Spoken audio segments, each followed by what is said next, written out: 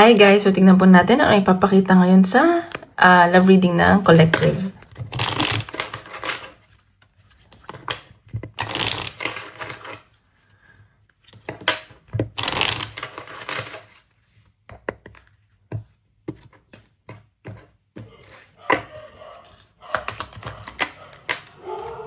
Okay, trust. Sa nakikita ko dito, siguro sa connection nyo, may mga trust issues kayo or binibuild nyo yung trust sa isa't isa ng person nyo. Ayan. So, kailangan nyo pagkatiwalain isa't isa. Kasi, bakit ka papasok sa isang relasyon kung wala ka naman tiwala?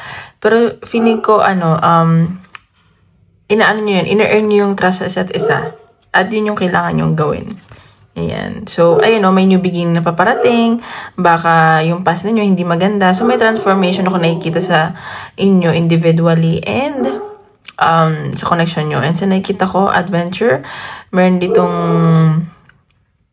magta-travel, magkikita kayo, or meron isa dito, magkakaroon kayo ng long distance. And may kailangan palayain, patawarin, ganyan. And nakikita ko marami kayong natutunan sa isa't isa. Tingnan ba natin? Love reading ng collective.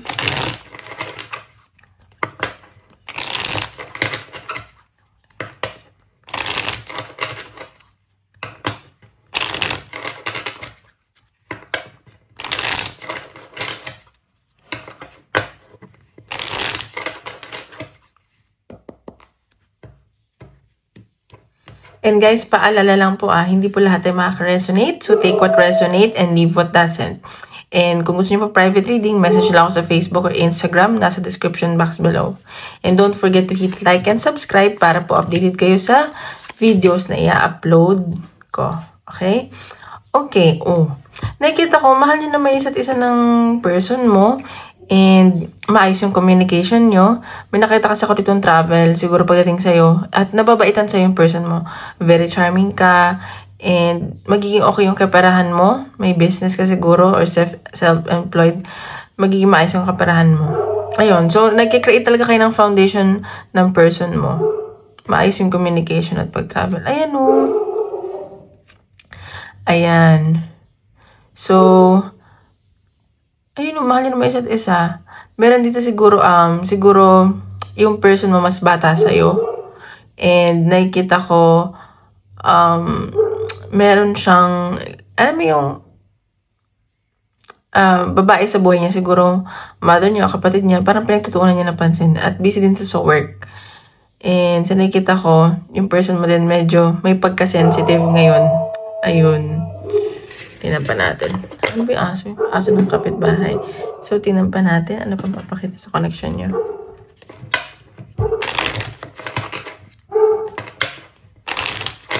Love reading na. Collective.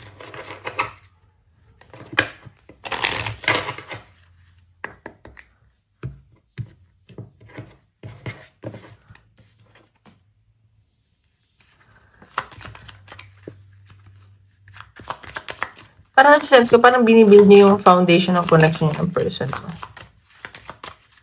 Okay. Love reading ng collective.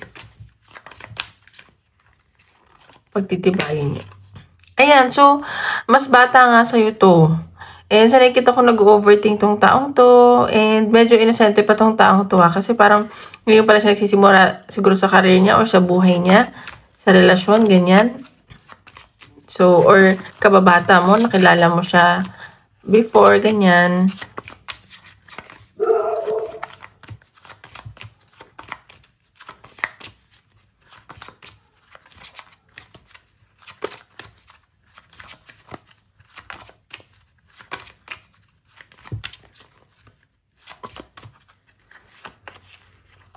Ayan. So, sa nakikita ko, medyo hindi na, alam mo yung gusto niya pero medyo nag-aalangan siya kasi parang ina-anxiety siya, trigger warning.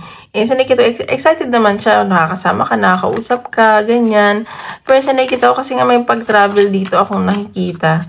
So, baka dun siya nag-aalangan, ganyan. And medyo busy tong taong to, no? Laging pagod. Ayan. Parang ano siya, parang hindi siya mapakali. Parang pabago-bago isip. Pero nandun yung feelings, Hindi naman natin pwedeng questionin yun. Yan pa natin. Love reading ng collective. Ayan, no? So, baka nagtatrabaho to sa, ano ba to? Like yung public, yung, kasi nakikita ko dito, parang medyo sikat tong taong to. I mean, not like celebrity, pero sa trabaho niya, sa ginagawa niya, ganyan. And sa nakikita ko, hindi din okay yung family niya. And parang siya yung nagiging support system ng family niya. Ayan, so, parang lagi itong nasa labas. Ang daming ginagawa. Busy nga itong taong to. Ayan, no? And sa nakikita ko, gusto niya kasi lumago yung pera niya. And gusto pa niyang matuto, kumita, ganyan. And may mga, siguro hindi siya sinasabi sa'yo, pero hindi yun dahil tinatago na parang white lies, ganun. And nakikita ko itong taong to, gusto pa niyang matuto sa buhay. Marami pa siyang gustong matutunan. Ganun. Sino pa natin? Hindi ng collective.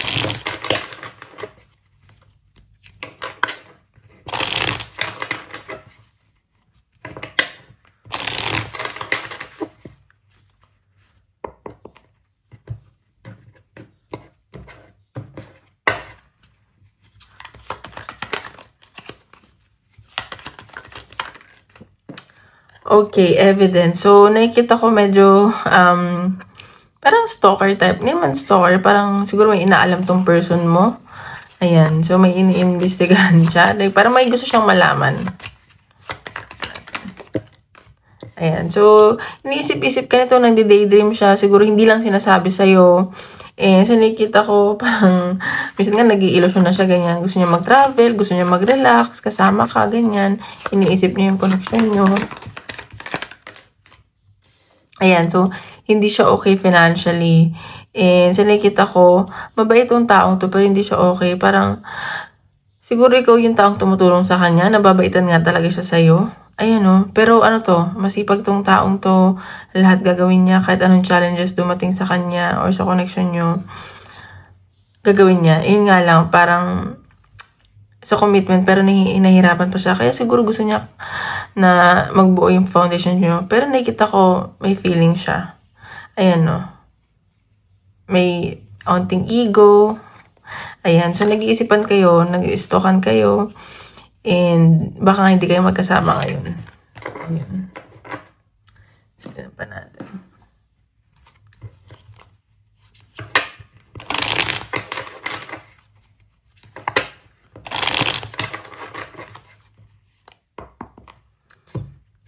Ayan, papakita sa condition niya.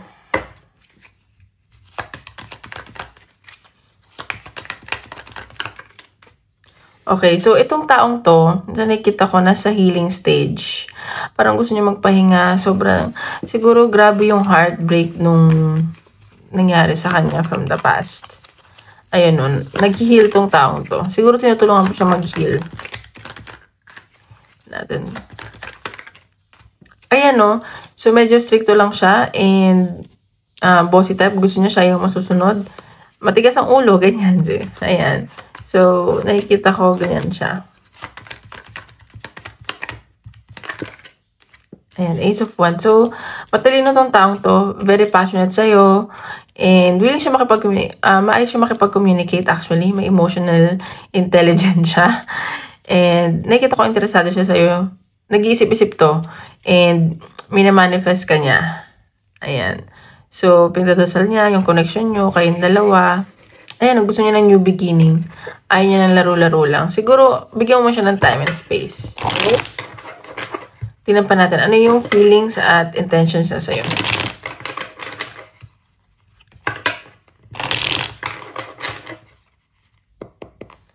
Feelings ng taong nasa isip mo.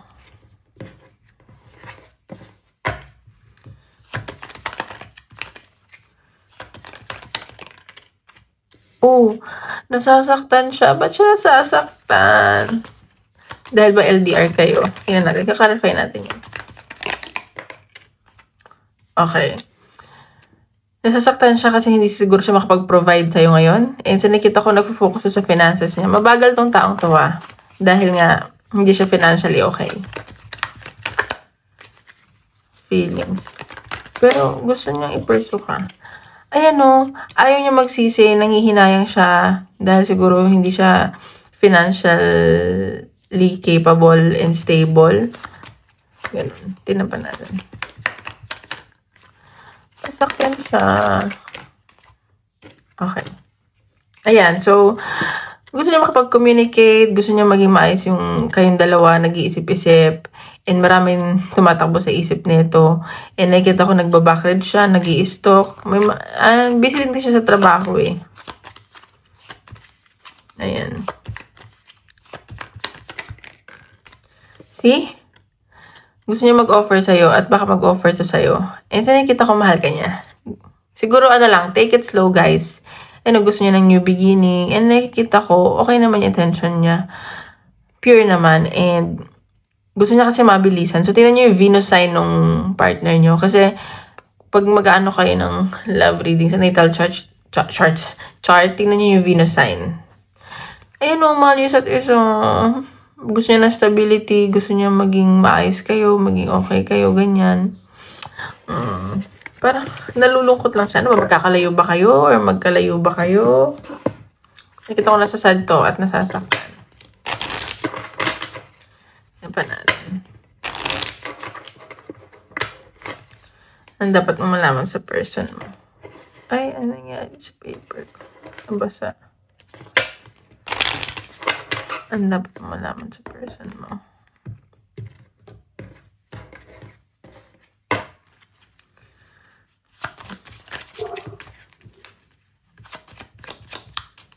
Ang dapat mo malaman.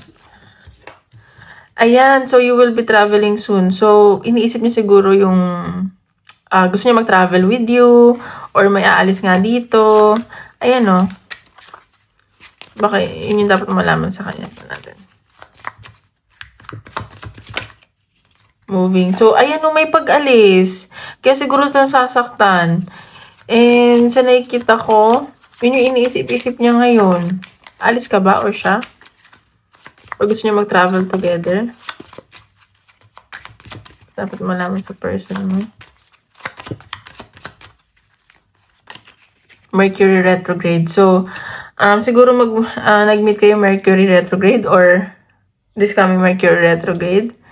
So, may mga miscommunication lang. So, ano lang, tingnan nyo. Or may planet ba na naka-retrograde ngayon? And so, nakita, ayan o, magbe-message siya sa inyo, tatawag. Ayan, so, baka may kinaadikan lang to. Ayun, dapat malaman. Tingnan pa natin.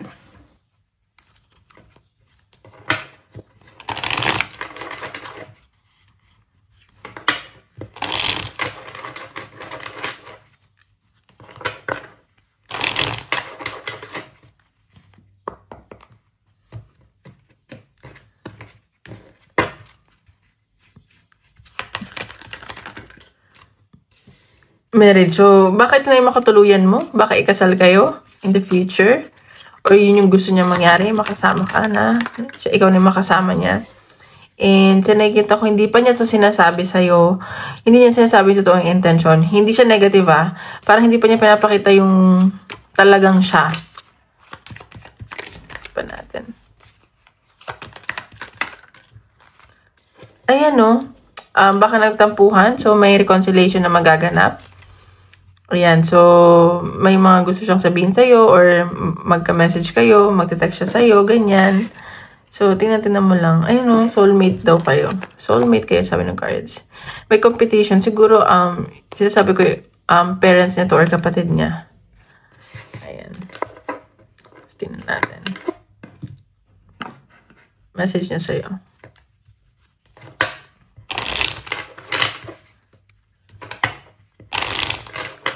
Possible na gusto niya sabihin sa'yo.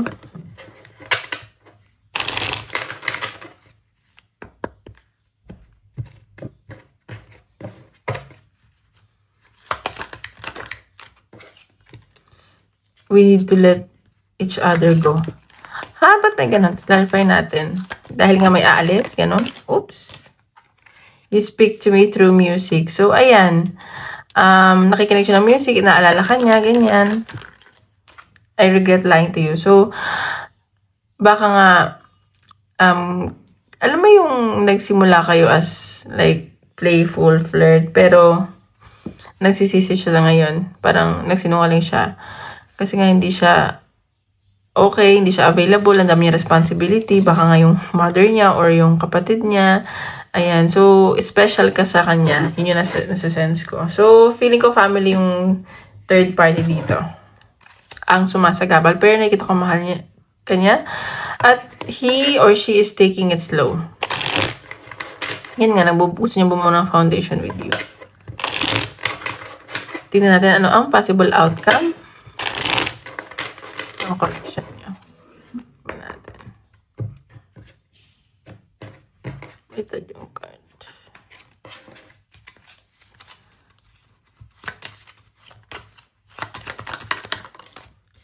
Eight of Cups. So, may lalayo talaga. May aalis. Pero nakita ko travel to eh. Three of Swords. Oh my God. May nasasaktan at masasaktan. Tingnan pa natin. Ayan, no, King of Pentacles. Nakikita ko, gusto talaga niya ng security and stability with you. Mabaga lang siya. Siya itong nasasaktan. At mag-iintay itong taong to. Sa nakikita ko. So, nasasaktan siya. Nalalayo ka or siya, ganun. May pag-travel kasi. Ten of Pentacles. See? And nakikita niya, gusto ka niya makasama. Gusto niya ng higher commitment with you. Ikaw yung gusto niya makasama habang buhay. Pang long-term commitment ka daw, ganun. Oh, oh my gosh. Ayan o, kasal. So, mag-aantay ito. So, ayun lang. Para sa akin, maging patient lang kayo sa isa't isa. Kung magiging LDR kayo, kailangan talaga ng strong foundation dyan. Namatay yung ilaw. And, ayun o, simula pa lang kasi ito. Feeling ko nagsisimula pa lang kayo.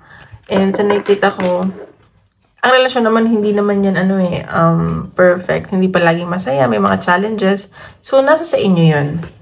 Kung willing yung, lagpasan yung mga yun. Okay? Message ni Universe. Oops.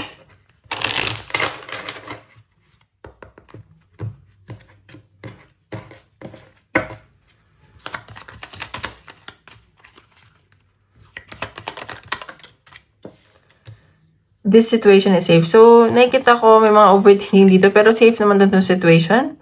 And you are bringing powerful emotions into this. So, parang ikaw yung mas strong sa inyong dalawa. Pagdating dito sa relationship. Parang mahina yung loob ng isa. Kita natin. Message na Universe.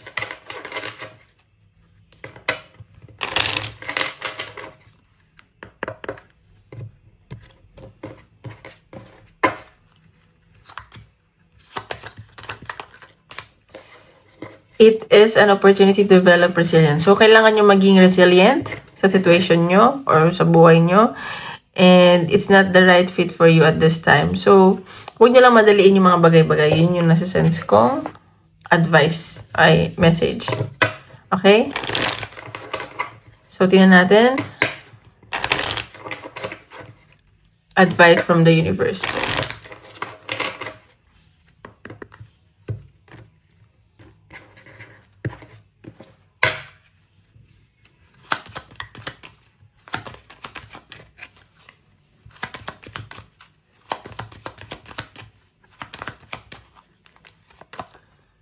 You can be your own knight. So, ayan. So, sinasabi dito, hindi mo kailangan ng someone or mga tao na para maging patunayan yung sarili mo. And sa nakikita ko sa person mo, yun yung nakikita niya. Confident ka, kaya mong dalhin yung sarili mo. Ayan. So, yun na nasa sense ko. Okay, isip kayo question. Tingnan natin kung ano sasagot ng universe, okay? Isip kayo question.